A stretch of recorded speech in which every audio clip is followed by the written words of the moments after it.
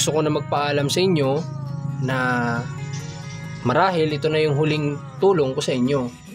Hindi na muna ninyo kami ito. Inaban na ito kami rito. Pag wala na sa kanila. Pag wala na kami rito, paano na ito pa kami rito? Buo na sana ang desisyon ko para sa mag-isawang ito, ngunit isang salita lamang ang nagpabago sa gusto kong gawin. Saan na tayo? Saan tayo maghahanap ng kakain? Huwag kang mag-aasa sa kanila. Magawa tayo paraan kung paano. Sana ay panoorin mo hanggang dulo ang video na ito upang mas maunawaan mo ang nilalaman ng vlog na ito. Isang magandang hapon sa lahat ng manonood natin. 4 PM na po at kanina nanggaling na kami dito kay Nanay Isin, kaso nga lang walang tao kaya bumalik kami ngayon. Pumunta kami dito kanina siguro mga around 2 PM pa lang yun, mahigit. So sabi namin babalik na lang kami kasi nga gusto ko rin makausap sila at may dala din tayong blessing pa rin sa kanila kahit na ano man yung hindi magandang nakikita natin hanggat nandito sila sa pabahay na ito ng team namin o ni Commander ay mayroon pa rin tayong responsibility sa kanila. Kaya tara, samahan nyo kami at dadali natin to. Yan, may dala tayo dito mga groceries para sa kanila.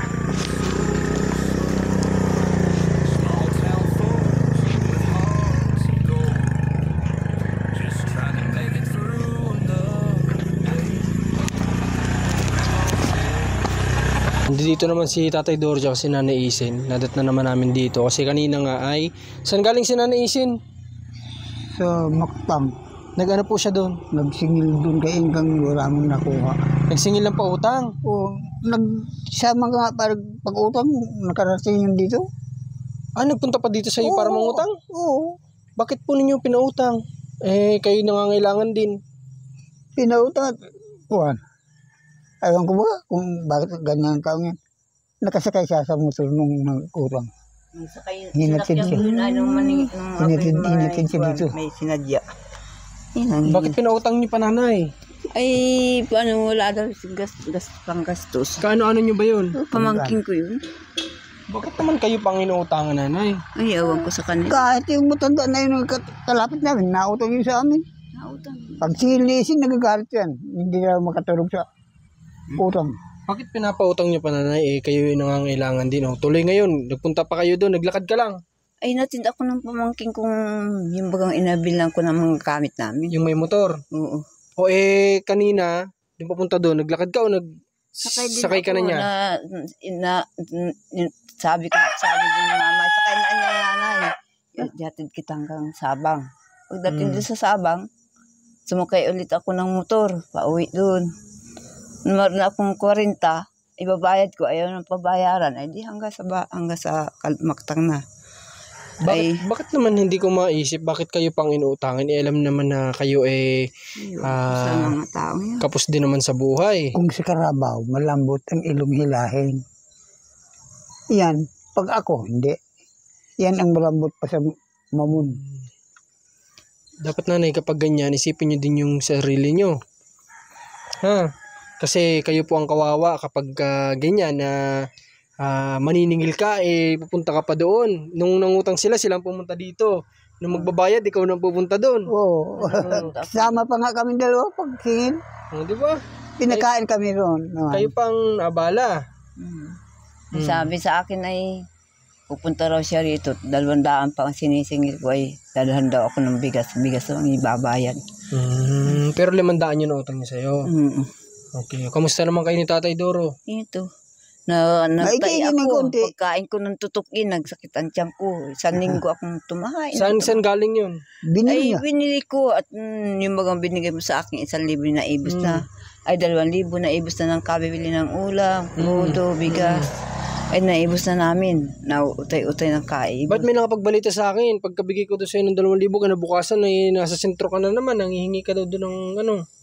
Hindi. Hindi. Nagbili ako ng ulam. Naroon ako sa sentro. Hindi ako nanghingi. Sabi kasi nung iba nakakita sa'yo nakita nga ako nila. Nakasakay ako sa motor pero hindi ako nanghingi. Nagbili akong ulam. Nung isang linggo at saka kahapon, nagbili akong ulam.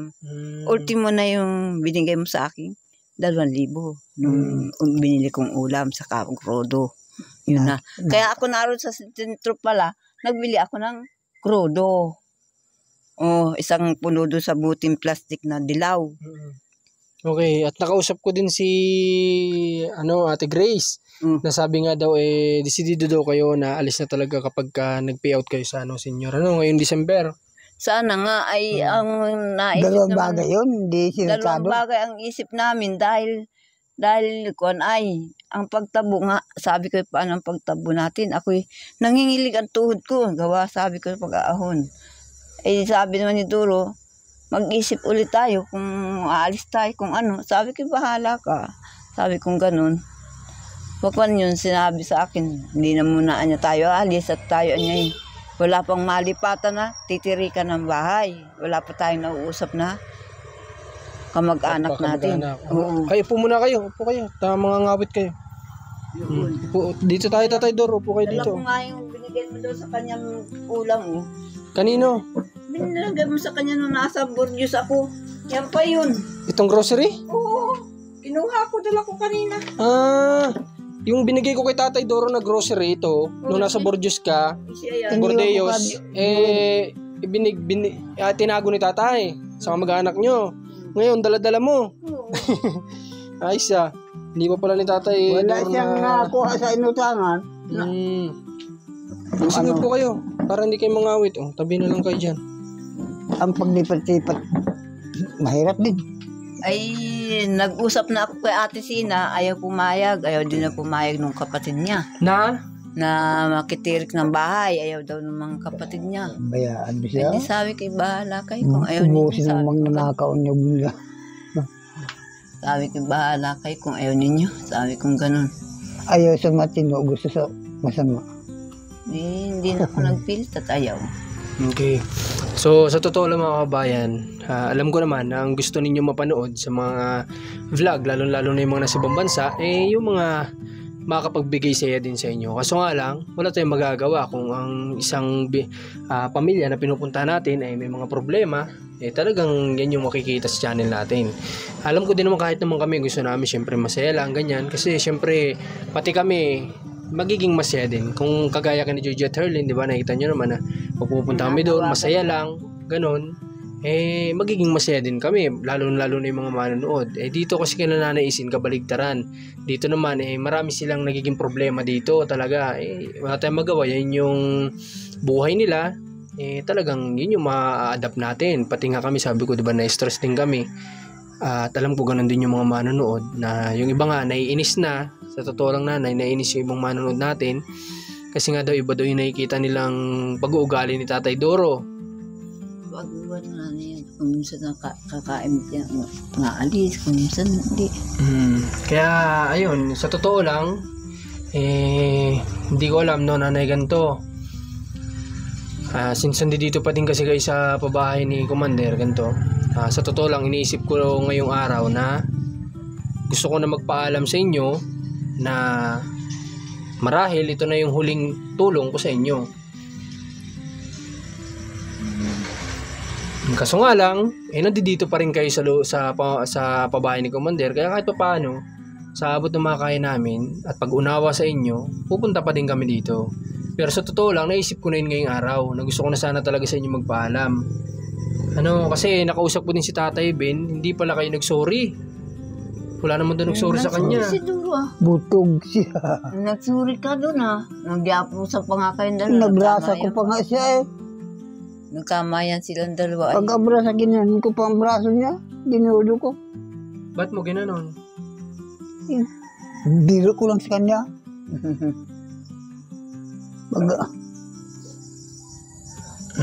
Tinatanong ko kasi siya nung pagpunta ko kahapon kasi ginawa na yung bahay niya doon. Pinagawa na ni Mrs. Ayos na yung bahay niya. Tinanong ko siya. Sabi ko, nagsorry naman pala sa iyo si Nanay Isin at si Tatay Doro. Sabi niya, hindi naman. Sabi niya ganun. Ngayon, hindi ko alam kung sino nagsasabi sa inyo ng totoo. Papuntahin mo rito. Nagsuri siya sa kay Duro. Surian niya manoy. Ako ba tayo magtingin sa tao? Hindi ko na... Sabi naman ni Duro, nagsuri din puntok naman ako niya sa iyo. Tingin, puntok din ako magsalita. Yung nagsuri siya. Ikaw ba, Tatay Doro, yung kabinataan, pwede mo ba kaming kwentuhan? Ikaw ba ay basagulero nung araw? Hindi naman. Nalaman ako bastang Pag inapi. Kahit hindi, na halimbawa, may kalabang ka, ang laki-laki, maliit ka, sabi ka ako na lang, isingin ko ang laki niyan. Tutulong ka, kumbaga. O kami dalawa lang, pero yung may problema, hindi yung kasali na. Pero ibig sabihin, nung ikay kabataan mo, malimit ka din nasasangkot sa gulo, ganyan. Ay, hindi. Hindi naman. Okay, kasi yun yung sabi, nakikita ng mga manunod dati na siguro daw nung kabataan mo, troublemaker ka daw. Ganito, kintuhan ko kayo. O, sige tatay. Doon sa Cebu, Ah. ang batang tarantado doon, may kanya-kanyang linya. Turuan kung sinong gusto mong kalaban. Doon ako nakatuto.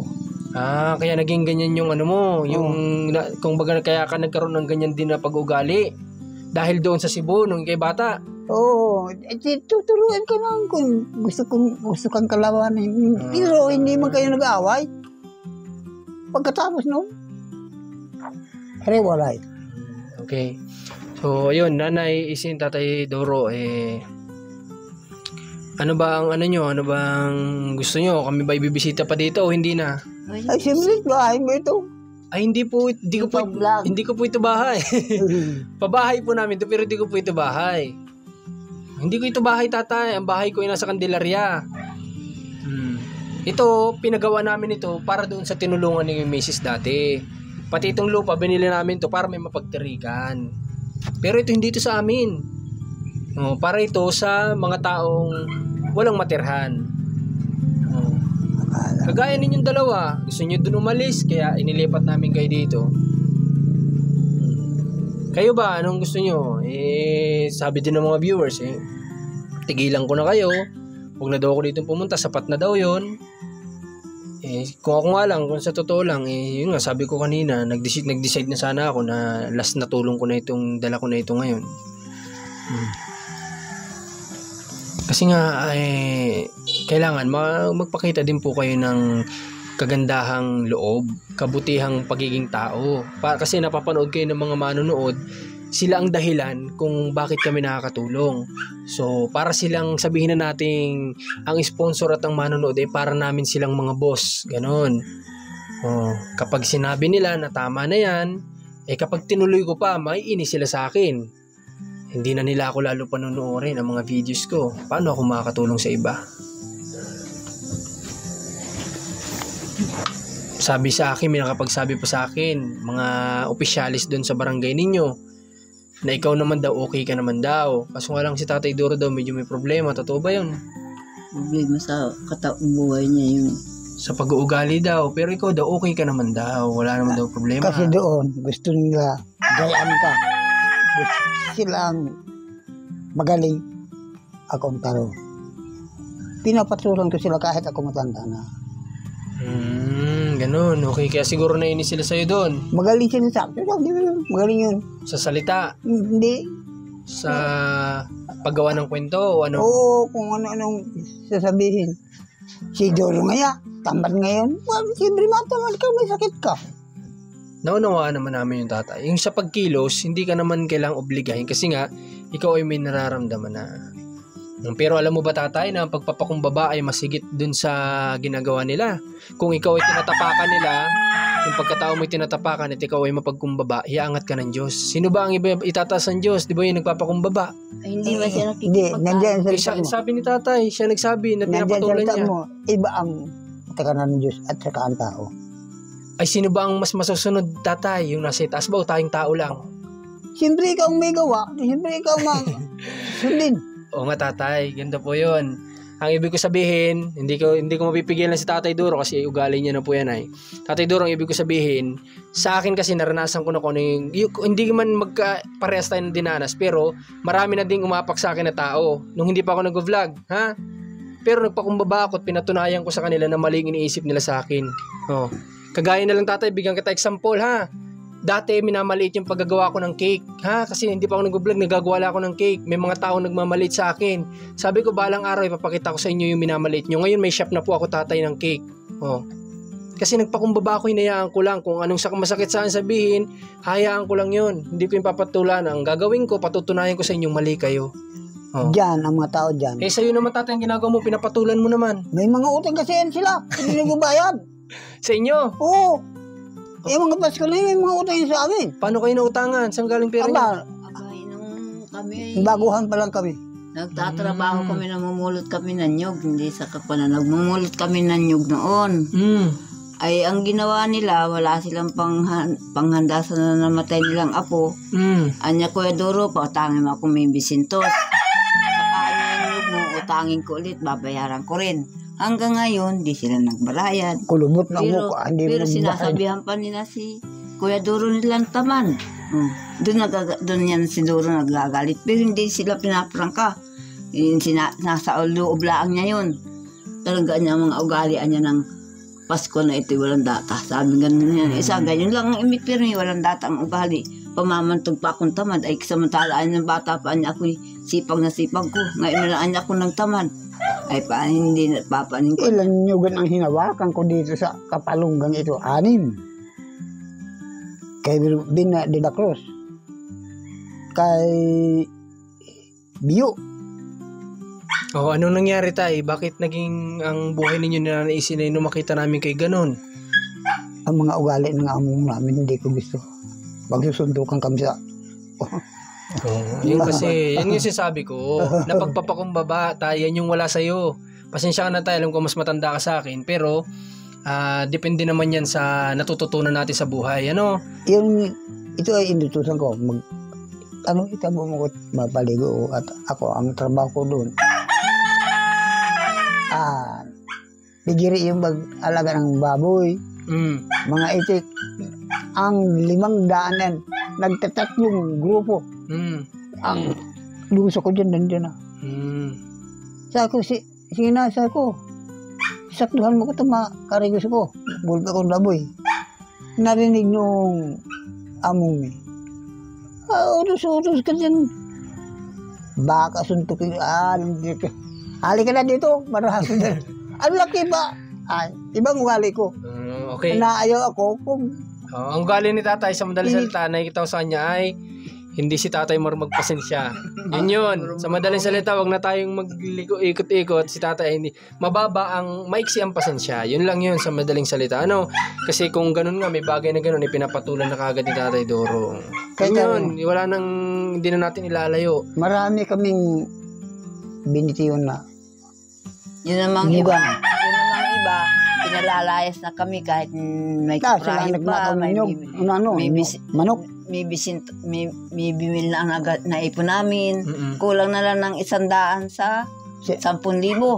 Pinalayas kami nung amo namin. Sabi sa amin, lumayas na niya kayo dito, hindi ko kayo kailangan. Ay paano, manyog na, dami. Nagbababagyo, hakot namin yan. Nagbababaha, hakot namin ang mga inaanod na nyug. Abot namin dito, nilalangoy namin mag-asawa para yung ay hindi pumunta sa ibaba.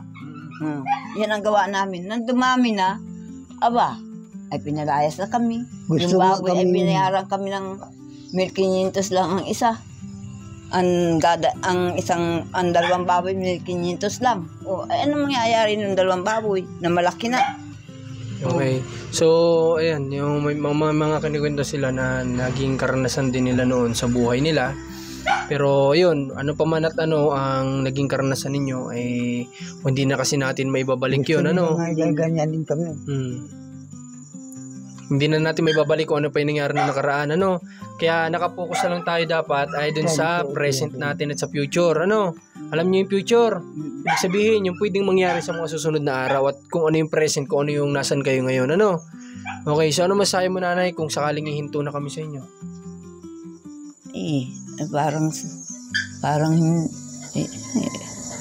Parang hindi na muna ninyo kami hintuin. Hamba na ito kami rito. Pag wala na, saka na lang. Pag wala na kami rito, paano na ito pa kami rito? Okay lang naman, kahit tumira po kayo dito, wala namang problema. Ay, wala pa akong nakukuha titirikan ng bahay. Wala, hindi naman po namin kayo paalisin. Kahit tuminto kami, hindi namin kayo paalisin dito. Natatakot kami pag nakakasakit, walang makon sa amin. Matakbuhan, walang okay. So, nanay, kung sakaling ihinto na ba ako, pwede naman kayong tumira dito, pero hindi na ako pupunta dito. Duro, ikaw ko. Oo. Ako madaling mag-isip yan.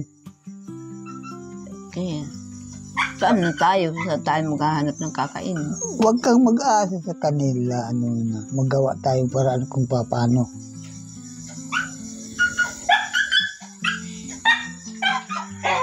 Ganun yun.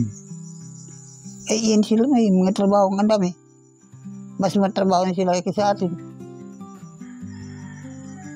Maraming tinutulungan sila. O, kung halimbawa maisipan nila tayo na mapagbigyan, di salamat. Kung wala, ay pasensya tayo. O, Hindi pati mananawagan pati ako sa iyo. Mamaya na ganito. Okay, sa narinig ko kay Tatay Doro ay natuwa ako doon, kasi si Tatay Doro ang nagsabi, kahit na ganyan si Tatay Doro, lahat naman ng tao may negative side, may positive side. Ang negative side ni Tatay Doro, may siyang pasensya. So ito naman yung gusto ko kay Tatay, na sinasabi sa'yo na hindi tayo kailangan umasa. So tama yon, na hindi mo kailangan iasa talaga ang buhay mo sa ibang tao. So sabi niya, gawa kayo ng paraan para mabuhay. So dahil sinabi ni Tatay Doro ay pupunta pa rin kami dito para mag-abot ng tulong. Basta, Tatay, sana may edad na po kayo. Hindi natin alam ang buhay natin kung hanggang kailan. Sana sa tao pong mga kasalamuhan ninyo, hanggat kaya natin magpasensya, ibaba natin yung pasensya natin. Hayaan lang natin sila. Kung tinatapakan mo yung pagkatao natin, bahala kayo, may nakakakita sa inyo, Diyos, nakikita kayo ng Diyos. Basta't kami magpapakumbaba lang at darating ang blessing sa inyo, magtiwala kayo, no, Nanay? Okay, sige. Panawagan ako. Anong gusto mo ipanawagan? Doon sa mga pamangking ko. Ano yun? Si Lourdes saka yung anak ni Ate Landa. Bakit? Anong meron? Nasa nasa Batangas yung si Lourdes. anong mga apelido doon? Si Lourdes ay yun ay Sige na, anong gusto mo sabihin sa kanya? si Lourdes yun, Mandarao. Anong gusto mo sabihin? Sabihin mo na. Lourdes, gusto ko kayong dumating dito dahil gusto ko kayong makita. Yun ang gusto ko sa inyo, mga pamangkin ko. Umuwi kayo dito, gusto ko kayong makita. Bakit ba? Bakit? Anong meron? Hindi ko na kayo nakita, ilang taon na. Natanda na ako, gusto ko kayong makita, Lourdes. Ba't naging palaki ba ni nanay yun? Nakasama niya? Malaki ko yun. Kaya hinahanap niya.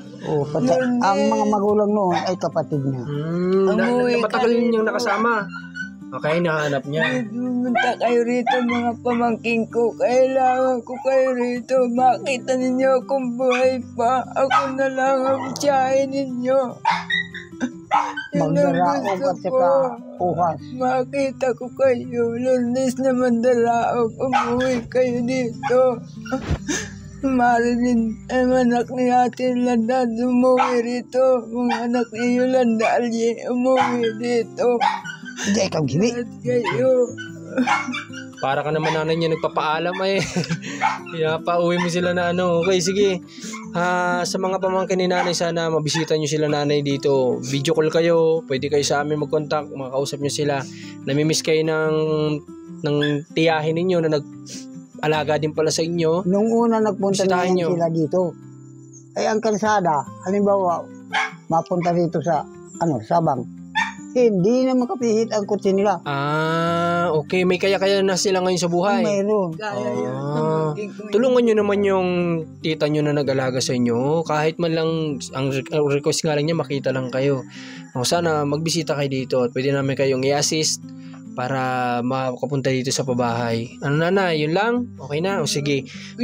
Tana. Okay, may ako dito. May dala akong mga groceries.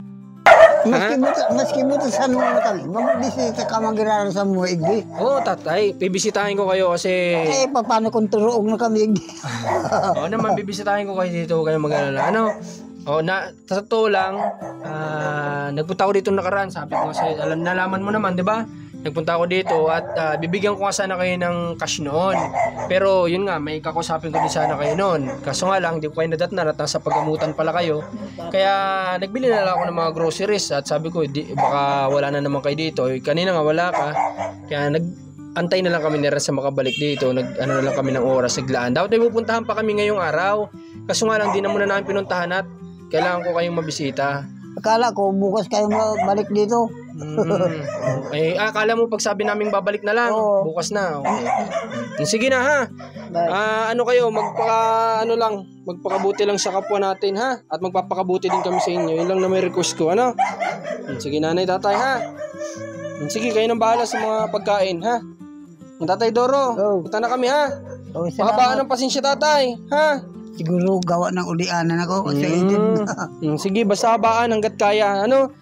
Tanda mo may Marcos na nagsabi sa'yo na sabi mo na lang, apo mo na lang ako na nagsabi sa'yo na babaan ko pa yung pasensya ko. Kung may tao man dyan magsabi sa inyo ng hindi maganda, bahala ka sa buhay mo, basta habaan ko pasensya ko. Ano? Diyos na bahala sa'yo. Ganun lang, pagpasa Diyos natin lahat. Sige tay ha. God bless po tay. Okay, at palubat na yung camera namin. Nagpapasalamat ako sa lahat ng patuloy na sumusuporta sa Anonymous sponsors. Thank you po at nadadagdagan yung aming pambigay. Lalo na din kay Ninang Adelina. Maraming salamat po. At kay Ninang Adelyuson, salamat din sa pag-invite sa amin dyan sa Cebu ngayong December. Thank you so much. Okay. Thank you, nagbigay ng pera ng grocery. Okay. Thank you sa inyo. Sige po, Nay. Okay, at supportan nyo din Commander Marcos Rans TV, cameraman natin, Marcos TV channel. Yung mga hindi pa nakasubscribe, please, mag-subscribe na po kayo. Huwag nyo kalimutan at mag-like, comment sa rin po kayo. Maraming salamat. God bless. Pagpalain nawa kayo ng Panginoon. Ingatan sa araw-araw.